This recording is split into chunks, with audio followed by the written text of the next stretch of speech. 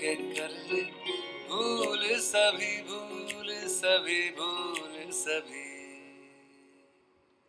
तो अटक गया है ये मन, अटक गया है, कुछ चटक गया है ये मन, अटक गया है। तो अटक गया है ये मन, अटक गया है, कुछ चटक गया है ये मन, अटक गया है। कभी झील है तू और कभी यादों की नाव है, तू ही दिल का किनारा मेरा। कभी धूप है तू और कभी तारों की छाँव है, सारा ही है सहारा मेरा। जब बाकी दुनिया धुंधली लगे, जब रात भी उजली लगे, जब दिल को दुआ मानूं। हाय दोस्तों, मैं आ गई हूँ अपने अगले पॉडकास्ट एपिसोड के साथ और बहुत ही कम वक्त पर, क्योंकि कल रात को ही मैंने अपना एक पॉडकास्ट एपिसोड रिकॉर्ड किया था। पब्लिश मैंने आज सुबह किया और मुझसे रहा नहीं गया, इतना कुछ था बताने के लिए। और मैं मेरे ख्याल से मैं उस जोन में एंटर कर गई हूँ जिसमें मुझे ये है कि मैंने इतना कुछ देखा, इतने लोगों को चाहा, अप्रिशिएट किया और फिर मैंने पॉडकास्ट में उनका जिक्र भी नहीं किया, तो ये बात गलत है। तो इसलिए मैं आ गई हूँ अपने अगले पॉडकास्ट एपिसोड के साथ। और जैसा कि आप जानते हैं, मुझे नाम का पता नहीं इसका नाम क्या होगा, जो कि इस एपिसोड के एंड में तय होगा। हम शुरू करते हैं आज का पॉडकास्ट एपिसोड मूवी बधाई 2 से। ये जो गाना आप सुन रहे थे, ये मूवी बधाई 2 का गाना है, जो पिक्चर है। इस गाने का क्या नाम था? अटक गया है। और कौन है बधाई 2 में? राजकुमार राव, भूमि पेडनेकर, गुलशन देवैया, शीबा चड्डा और बहुत सारे लोग। क्योंकि आजकल जो मूवीज़ बन रही हैं, जो भी पिक्चर बन रहा है, उसमें बहुत सारे किरदार हैं। And thanks to Indian culture, हमारी फैमिली इतनी बड़ी होती है, एक्सटेंडेड फैमिली होती है, रिलेटिव्स होते हैं कि इतने सारे टैलेंट्स को अपनी जगह बनाने का मौका मिलता है। तो मुझे इतनी खुशी होती है देखकर कि जब कास्टिंग कर रहा है, आज के डेट में जो कास्टिंग डायरेक्टर है वो कितना इम्पॉर्टेंट हो गया है।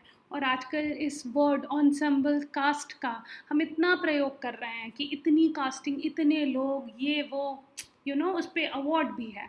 तो बहुत अच्छी बात है, क्योंकि जब आप बारीकी में कोई मूवी देखते हैं, तो अगर खिड़की के पीछे खड़े होकर कोई मुस्कुरा रहा है तो उसका भी बहुत अहम किरदार माना जाता है, वो भी एक टर्निंग पॉइंट हो सकता है। और अगर आपको समझना हो कि बिना कुछ कहे कैसे कहें, तो आपको देखना चाहिए नेटफ्लिक्स की सीरीज़ माई, जिसका आज मैं ज़िक्र नहीं करने वाली, क्योंकि आज मेरे पास ऑलरेडी बहुत कुछ है ज़िक्र करने का। तो जब हम बधाई 2 मैंने देखा, मुझे बहुत अच्छा लगा। और मुझे उसमें क्या अच्छा लगा, एक तो ये कि मैंने देखा कि आजकल LGBTQA पे बहुत फोकस है कि गे, लेस्बियन, ट्रांसजेंडर पे बहुत फोकस है, सब पिक्चर बना रहे हैं उसके ऊपर। मुझे बस ये लग रहा है कि ये बॉलीवुड ऐसे ना करे कि एक कोई क्रिकेटर पे पिक्चर बनाते हैं तो फिर लाइन से सारे क्रिकेटर पे बनाते हैं, एक कश्मीर फाइल्स बनाते हैं तो फिर दिल्ली फाइल्स, ये फाइल ठीक है, ये तो विवेक अग्निहोत्री बना रहे हैं। पर बोलने का मतलब है, अगर एक किसी ने बना लिया फ्रीडम फाइटर पे तो सारे फ्रीडम फाइटर पे बनाते हैं, एक आर्मी वाले पे तो सारे आर्मी वाले पे। मतलब ऐसे क्यों कर रहे हैं हम? मतलब हमें भेड़ चाल करने की क्या ज़रूरत है? अगर एक किसी ने बना दिया जोधा अकबर तो सब लाइन से बनाएंगे जोधा अकबर टाइप्स, आगे पीछे इधर उधर। मतलब क्यों टाइप कास्ट क्यों होना चाहते हैं? तो मुझे तो नहीं समझ आता। और सबसे बड़ी बात जो है कि अगर कोई चीज़ है, उसको प्रूव करने के लिए सबको क्यों लगने की ज़रूरत है? जनता बहुत इंटेलिजेंट है, उसे सब समझ आता है, कोई बेवकूफ़ नहीं है। तो ये मूवी बहुत ही अच्छी है, पर मुझे ऐसा लगा कि लाइन से सारी मूवीज़ आ रही हैं, क्यों आ रही हैं मुझे नहीं पता। इस मूवी की क्या खासियत है बधाई 2 की? इसकी मैं राजकुमार राव से शुरुआत करना चाहूँगी। राजकुमार राव उभरते जा रहे हैं वक्त के साथ, और इस मूवी में वो अपनी बॉडी लैंग्वेज के साथ, जो कहते हैं ना खेलना, ये खेल रहे हैं। अगर आप उनके डांस स्टेप्स देखो, अगर आप वो कूद रहे हैं, हिल रहे हैं, उनकी पूरी बॉडी हिल रही है। तो एक तरीके से वो कम्युनिकेशन जो कर रहे हैं उसमें उनकी बॉडी उनका बहुत सहयोग दे रही है। वो बहुत ही फ़नी है, बहुत ही मजाकिया किरदार निभाया उन्होंने इस पे, और बहुत अच्छे लग रहे हैं। तो एक्सप्रेशंस पहले से बहुत बेटर हो गए हैं, सब कुछ बहुत बेटर हो गया है। मतलब आपको दिख जाएगा कि राजकुमार राव कितनी मेहनत कर रहे हैं। तो he certainly deserves lots of recognition, बहुत तारीफ़ के काबिल हैं वो। दूसरा मैं कहूँगी भूमि पेडनेकर। तो भूमि पेडनेकर ने तो जब सोन चिड़िया कर लिया और दम लगा के हईशा कर लिया, मेरे ख्याल से उसके बाद तो उनको नापने की ज़रूरत नहीं है। पर इस मूवी में जब जैसे उन्होंने साड़ी पहना है और वो एक बहू बनी है, मतलब वो इतनी प्यारी लग रही है। उनका जो बॉडी लैंग्वेज है, जो साड़ी ऐसे पकड़ कर बैठ रही हैं, मतलब मज़ा ही आ गया। तो पहले हम एक्टिंग को डायलॉग डिलीवरी से समझते थे कि कैसी डायलॉग बोली गई, क्या हुआ, कैसे हुआ। अब हम एक्सप्रेशन से इंसान कैसे हिला, क्योंकि इतने टैलेंट है कि लोग अपनी प्रतिभा को दिखाने के लिए हर लेवल पे काम कर रहे हैं। मतलब मैं जब कोई भी पिक्चर देखती हूँ ना, मैं हैरान रह जाती हूँ, इतनी मेहनत कर डाली इन लोगों ने और हमने इनका जिक्र भी नहीं किया। तो मुझे ऐसा लगता है कि जैसे ही मौका मिले बस इनकी तारीफ़ कर दो, जो तारीफ़ के लायक है, खुश करने के लिए नहीं करना। तो ज़रूरी नहीं है कि कोई पिक्चर का जिक्र किया तो सबकी तारीफ़ कर दी लाइन से, नहीं, उससे तो गलत हो जाएगा। जो सही लगा उसके बारे में बोलो, जो नहीं लगा उसके बारे में रहने दो। और क्योंकि मैं एक चाइल्ड और एडोलेसेंट काउंसलर भी हूँ, तो मैं ये देख रही हूँ कि हमें तो नहीं पता कि ये जो LGBTQA है उसमें क्या फीलिंग्स हैं, क्या इमोशंस हैं, उनको क्या फ़ील होता है। और आजकल जब मैंने देखा है कि जब आप अपने बिज़नेस की लिस्टिंग करते हैं गूगल पे, तो वो पूछते हैं कि आर यू LGBTQA फ्रेंडली, क्या आपको कोई उनसे परहेज़ तो नहीं है। तो हम खासकर मैं बोलूँगी बहुत सारे लोग लिखते हैं कि हाँ, हमें उनसे कोई परहेज़ नहीं है। और मुझे बहुत ही मज़ा आ रहा है कि आजकल मुझे काउंसलिंग सेशंस लेने को मिल रहे हैं जिसमें ये लोग आगे आकर काउंसलिंग करवा रहे हैं। और इनको बताने के लिए मुझे बहुत कुछ पढ़ना पड़ रहा है और मुझे इनको जानने को मिल रहा है, तो मुझे बहुत खुशी हो रही है। तो अगर आप भी इनमें से कोई हैं और अभी आप ये सुन रहे हैं, तो मैं आपको ये बताना चाहती हूँ कि आप हमारे ही बीच के कोई हैं, आप कोई अलग नहीं हैं। और प्लीज़ अपनी लाइफ में, अपनी ज़िंदगी में छुपना बंद कर दें। मुश्किलें तो बहुत आएंगी, पर वो रास्ता ही क्या जो बिल्कुल सीधा हो। तो इसलिए ये छुप छुप कर ज़िंदगी काटना ठीक नहीं है। और अगर आपको कोई भी मदद चाहिए, आप मुझे लिख सकते हैं। मेरा ईमेल आईडी है prriti@blinkofani.in, BLINKOFANEYE.in। तो इस मूवी में मुझे क्या अच्छा लगा, मुझे इस मूवी में राजकुमार राव जो एंड में जो खड़े होते हैं, जहाँ पे सारी पुलिस खड़ी है और सारे LGBTQAs डांस कर रहे हैं, बहुत मज़ा आता है मुझे उनको देखकर। और जैसे कि वो हल्का सा झूमने लगते हैं और नाचने लगते हैं, वो बहुत ही बढ़िया सीन है। दूसरा मुझे गुलशन देवैया का एक्टिंग, मतलब उनकी एक्टिंग बहुत ही अच्छी लगी। और वो वैसे ही लगते हैं जैसे कि वो चांद नहीं होता जो दिखता है फिर छुप जाता है, दिखता है फिर छुप जाता है, और हम सोचते हैं इसको देखा तो था, बहुत अच्छा है, बहुत अच्छा है। तो कौन है ये गुलशन देवैया? गुलशन देवैया बैंगलोर के हैं, NIFT ग्रेजुएट हैं। जो फ़ैशन डिज़ाइनिंग का कोर्स करते हैं वो NIFT से करते हैं। बहुत ही मेहनत करना पड़ता है NIFT तक जाने के लिए। तो वो एक NIFT ग्रेजुएट हैं। उनके पेरेंट्स कहाँ पे थे? वो भारत इलेक्ट्रॉनिक्स में काम कर रहे थे। और क्या किया गुलशन देवैया ने? वो पढ़ा चुके हैं फ़ैशन बच्चों को, बैंगलोर के शायद एक कॉलेज में, वीगन एंड ली। और उन्होंने क्या कोई फिल्म फेयर अवार्ड जीता है, उनको एक नॉमिनेशन मिला फिल्म फेयर अवार्ड का शैतान मूवी के लिए, और उनको बेस्ट सपोर्टिंग एक्टर मिला मर्द को दर्द नहीं होता, जो कि 2020 में मिला, 2020 में। और उन्होंने कैसे अपनी लाइफ शुरू की? तो वो बैंगलोर में इंग्लिश थिएटर कर रहे थे और फिर वो मुंबई चले गए और मुंबई में उन्हें 2010 में ब्रेक मिला अनुराग कश्यप की जो मूवी थी that girl in yellow boots में, जिसमें काल्की भी थी। और फिर उसके अगले साल दम मारो दम में 2011 में वो दिखे रोहन सिप्पी की जो मूवी थी। अ, हाँ बिल्कुल वही मूवी जिसमें अभिषेक बच्चन और बिपाशा बासु थे। और फिर उन्होंने 2012 में की विवेक अग्निहोत्री, कश्मीर फाइल्स वाले विवेक अग्निहोत्री के साथ हेट स्टोरी, जिसमें उन्हें लीड रोल मिला, वो उनका पहला लीड रोल था। फिर ये रामलीला में दिखे 2013 में, जिसमें रणवीर सिंह और दीपिका थे। फिर ये 2015 में दिखे एडल्ट कॉमेडी में हंटर, जिसमें राधिका आप्टे भी थी। तो ये है गुलशन देवैया की छोटी सी और बहुत ही मज़ेदार बुलंदी वाली जर्नी, मैं जो कहूँगी रास्ता जो उन्होंने तय किया, स्ट्रगल किया, कहाँ तक पहुँचे। और उनका जो रोल है बधाई दो में, मतलब मज़ा आ जाता है उनको देखकर। और बिल्कुल टक्कर के लगे, ऐसे नहीं लगा कि सपोर्टिंग रोल है। अगर मुझसे पूछा जाए तो मैं बोलूँगी लीड रोल में थे वो। मतलब उनकी पर्सनालिटी अलग है, जब आ जाते हैं तो पूरा स्क्रीन उन्हीं को फोकस कर रहा है, बाकी लोग लगता है साइड में है। तो ये बहुत ही अच्छी क्वालिटी है एज एन एक्टर जो उनमें है, कि वो पूरे स्पेस को कवर कर लेते हैं बहुत ही अच्छे तरीके से। दूसरा मैं किसका जिक्र करना चाहूँगी, मैं ज़िक्र करना चाहूँगी शीबा चड्ढा का, क्योंकि मैंने 2 मूवी देखी इनकी हाल फिलहाल। मैंने बधाई 2 देखी थी और मैंने फिर शर्मा जी नमकीन भी देखी। और शीबा चड्ढा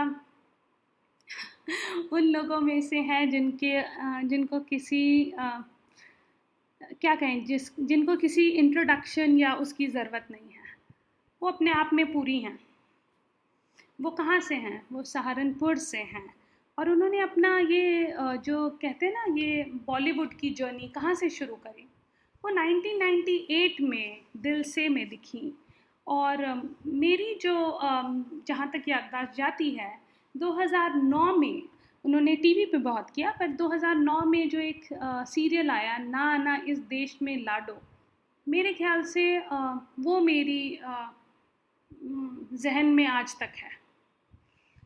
तो इन्होंने बहुत काम किया। मैं अगर इनके काम को बताने लग जाऊंगी कि इन्होंने कितने टीवी सीरियल किए, कितना मूवी किया, तो मुझे लग रहा है रात हो जाएगी। तो मैं पर इनके जो कुछ क्रूशियल पॉइंट्स हैं, जो टर्निंग पॉइंट्स हैं लाइफ के, जो इन्होंने मेन मूवीज़ किए, वो बताना चाहूँगी। तो इन्होंने हम दिल दे चुके सनम में काम किया, याद आ गया होगा आपको, इनका बहुत ही अच्छा प्रदर्शन था। इन्होंने मर्डर में काम किया, दिल्ली 6 में काम किया, ससुराल गेंदा फूल, आपको वो गाना याद होगा। फिर इन्होंने लक बाई चांस में काम किया। इन्होंने भूमि पेडनेकर के साथ दम लगा के हाइशा में काम किया। इन्होंने गली बॉय में काम किया। शकुंतला देवी में काम किया इन्होंने, विद्या बालन के साथ। पगलैट में काम किया इन्होंने सान्या मल्होत्रा के साथ। और फिर ये शर्मा जी नमकीन में दिखी जूही चावला और ऋषि कपूर के साथ। मतलब इन्होंने इतना काम किया। और मैं अगर कोई सुन रहा है जो अवार्ड देने वाला है, मैं उनको बोलना चाहती हूँ कि इनको आज तक एक भी अवार्ड नहीं मिला। अब ये मेरी समझ से परे है कि इनको अवार्ड क्यों नहीं मिला। तो इस साल इन्होंने 2 बेहतरीन प्रदर्शन दिया है, शर्मा जी नमकीन में और बधाई दो में। और बधाई दो में तो ये मतलब मैं क्या ही बताऊँ, मतलब ये मतलब वो कौन सी जो माँ होती है ना, जिसको कुछ समझ नहीं आ रहा होता, वो जो एक भोली सी माँ होती है जिसको और इतना अच्छा, मैं बोलूँगी क्या सही इनकी केमिस्ट्री थी वो जेठानी देवरानी वाली। और मतलब अमेजिंग लग रही थी ये। उसमें एकदम डरी सी सहमी सी इनको गाइडेंस मिल रहा है कि ये करिए वो करिए, ऐसे हिलिए, अपनी बेटे को का घर संभालिए, बहू को ये सिखाइए। मतलब थैंक यू शीबा चड्ढा, आपके अलावा कोई भी नहीं कर सकता था ये। बहुत मज़ा आ गया। तो शर्मा जी नमकीन का थोड़ा सा जिक्र करना चाहूँगी आज, क्योंकि उसमें शीबा चड्ढा थी। तो शीबा चड्ढा की एंट्री होती है फेस पैक के साथ। हाँ, फेस पैक के साथ होती है शीबा चड्ढा की एंट्री। और उस फेस पैक लगाए हुए शक्ल में भी देखकर पता चल रहा है कि कोई तो कमाल है। मतलब ऐसे ही कोई नहीं खड़ा है इस फेस पैक को लगाकर। क्या एक्टिंग की है, मतलब कमाल। तो शर्मा जी नमकीन मुझे लगता है 3 लोगों की वजह से ज़रूर देखना चाहिए।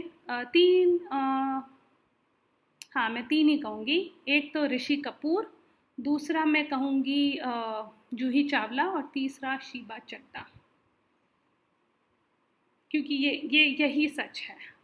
तो मुझे ऋषि कपूर बहुत अच्छे लगे, और जब ऋषि कपूर के इस गाने को, इस मूवी को प्रमोट किया जा रहा था, जो उनका एक गाना है मेरी उम्र के नौजवानों, और बहुत सारे एक्टर्स ने क्या किया, इस डांस मूव को किया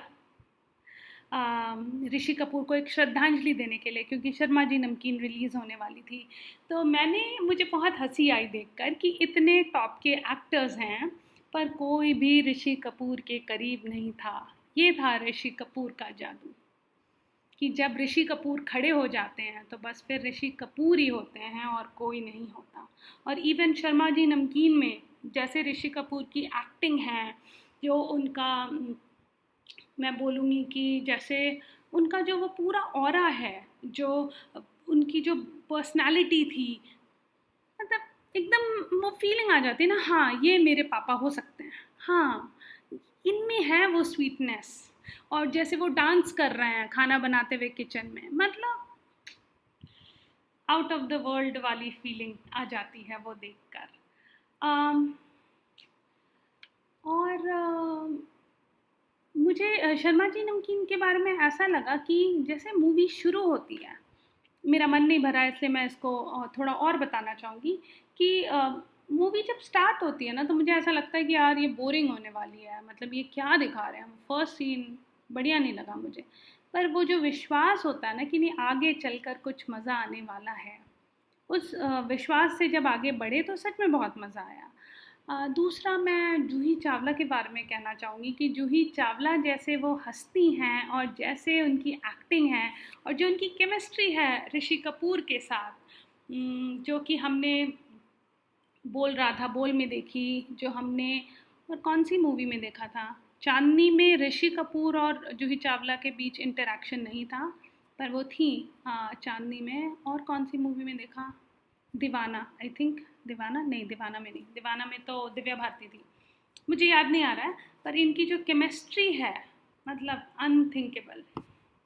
मतलब ये बस बैठी हैं गाड़ी में और ये ड्राइव कर रही हैं और ये हंस रही हैं, और इनके जो एक्सप्रेशन है ऋषि कपूर की हरकतों पे कि आप छुप क्यों रहे हैं।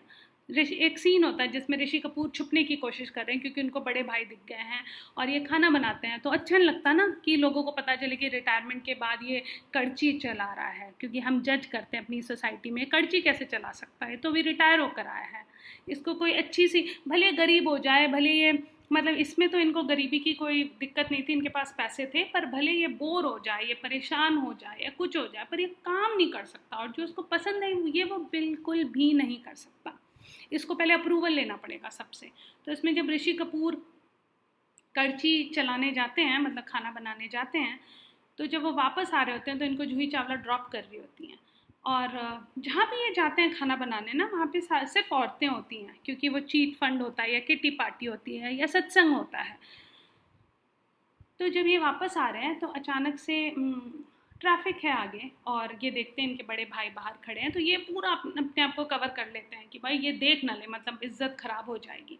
और तब जो जूही चावला का एक्सप्रेशन है, मतलब मज़ा ही आ जाता है वो देखकर। हाँ, 3 नहीं, मैं बोलूँगी सतीश कौशिक, उनको नहीं भूल सकती मैं। तो उसमें जो वो ये मैनेजर बन गए हैं ऋषि कपूर के, एक तो दोस्त, मुझे ये दोस्ती पे बहुत अच्छा लगा कि आजकल जो हम मूवीज़ बनाते हैं उसमें दोस्ती पे बहुत फोकस है, कि एक दोस्त आपकी लाइफ में कितना ज़रूरी होता है, वो मैं अपने लाइफ में खुद फील भी कर रही हूँ। और इसमें सतीश कौशिक वो दोस्त हैं जो अपने दोस्त के हुनर को जानते हैं और वो उसको प्रोत्साहन दे रहे हैं कि कर लेना, तू कर ले, क्यों घबरा रहा है, क्यों घबरा रहा है, मतलब क्या हो जाएगा। और बाद में वो बहुत ही बेहतरीन तरीके से उनके मैनेजर बन जाते हैं, बोलते हैं मैं हूँ मैनेजर जी, जिसको भी चाहिए ऋषि कपूर का नंबर खाना बनाने के लिए वो मुझसे बात करेगा। तो सतीश कौशिक इसमें सरदार बने हैं और वो इतने प्यारे लग रहे हैं। और सतीश कौशिक भी अब बहुत एक्टिव हो गए हैं, तो उनको अगर आपको और अच्छे से देखना है तो आप देख सकते हैं ब्लडी ब्रदर्स, जिसका ज़िक्र मैं भी कर सकती हूँ, पर सारा ज़िक्र एक ही एपिसोड में नहीं करेंगे क्योंकि मैं गलत नहीं करना चाहती, मैं सबका ज़िक्र करना चाहती हूँ जो डिज़र्व करते हैं। तो ब्लडी ब्रदर्स में भी सतीश कौशिक हैं और बहुत ही अच्छे लग रहे हैं। तो आपने अगर अभी तक नहीं देखा है तो आप ब्लडी ब्रदर्स ZEE5 पे ज़रूर देखें। अगर आपने माई नहीं देखा है तो आप नेटफ्लिक्स पर ज़रूर देखें। उसमें साक्षी तन्वर हैं जो कहानी घर घर की में थी और वो बहुत ही अच्छी लग रही हैं। और उसमें विवेक मुशरान हैं जो सौदागर में थे, इलू इलू, यस, तो वो ज़रूर देखें।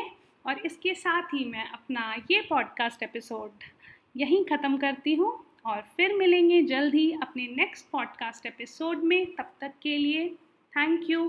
हाँ, मैं वक्त बताना भूल गई, तो आज तारीख है 20 अप्रैल, दिन है बुधवार और वक्त हुआ है सुबह के 10:16। तो शुक्रिया, फिर मिलेंगे।